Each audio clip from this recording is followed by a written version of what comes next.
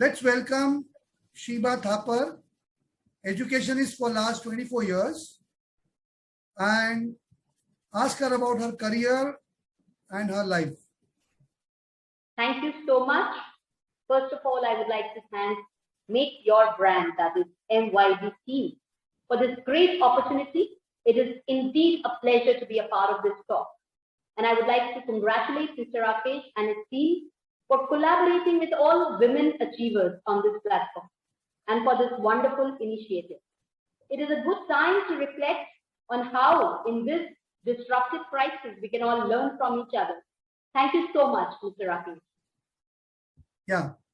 So I would like to ask you, Sheba, about your career and your activities. Great.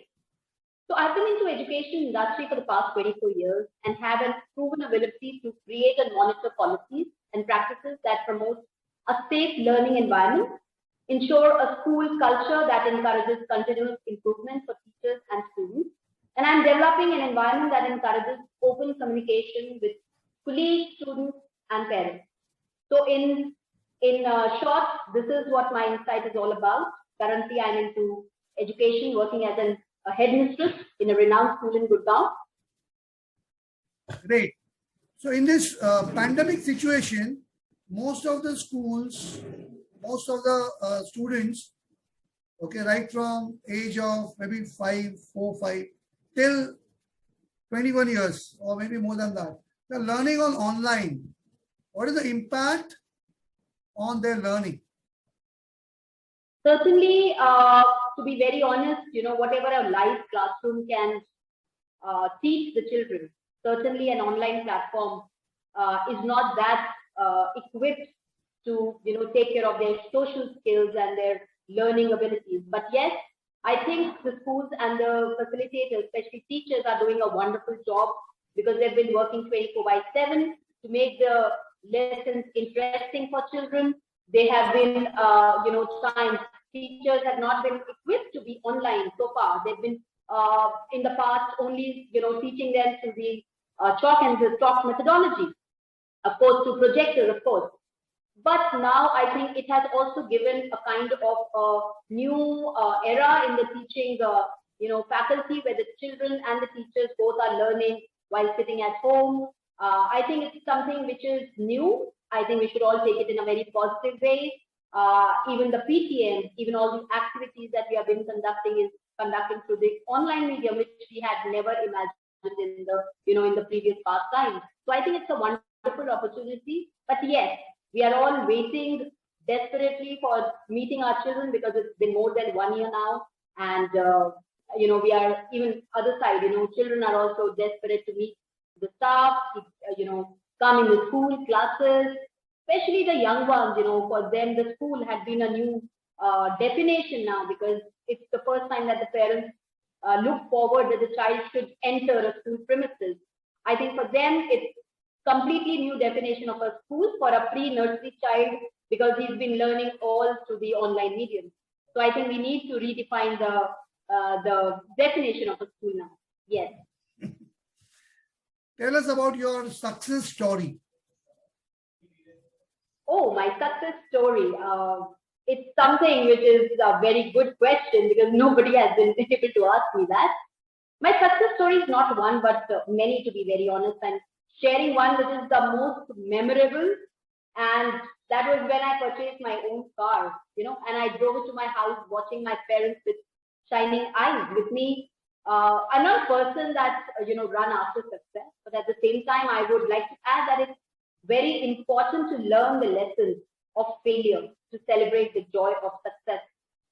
From a pre-primary teacher to a headmistress of a school, yes, there were many obstacles. However, I feel that success is a result of the determination and concentration while moving ahead in the past.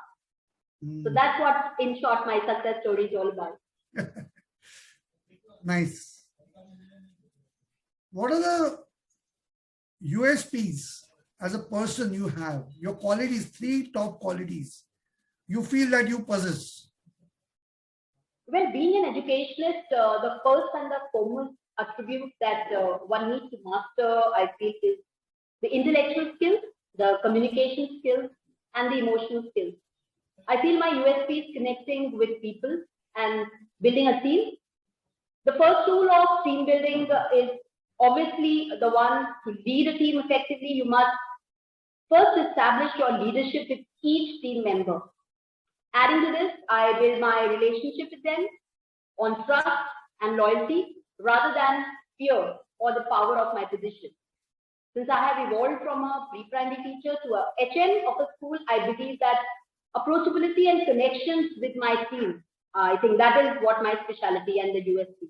My team loves to share whatever their personal problems, even their professional problems, they come to me, and I'm there to hear and take care of it. I think the approachability in these times, it's very important to make a team, strong team.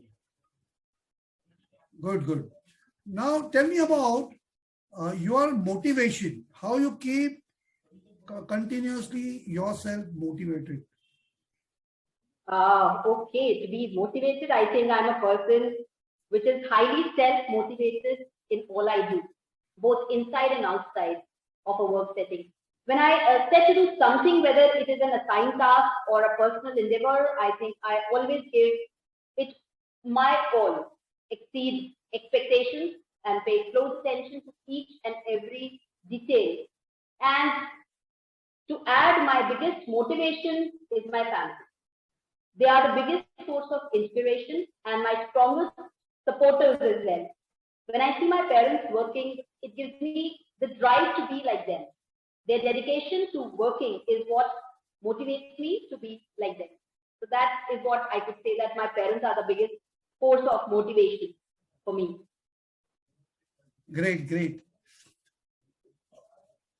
See, you are working so nicely for 24 years in education. Okay, any message you would like to give to our audience? Okay, message to the viewers. Now, since considering our ongoing COVID times, most individuals I feel are struggling. They are juggling with mental stress, anxiety, depression. I think a positive attitude can impact both physical and mental health. To be positive, you have to use each day as a challenge to get away from negative affirmation and help others to stay positive. Also, make maximum utilization of this time. Explore your hobbies and interests. You never know, there might be a hidden talent or ability in you which needs to be explored. So I wish all my viewers my best wishes and good health, and God bless everybody. That's what I wish. Tell us about your 3 top wishes, which you yet to be fulfilled by you, and you want to achieve that. My wishes, okay. I think considering the current situation, of course, my first wish would be for all of us to get back to the old normal.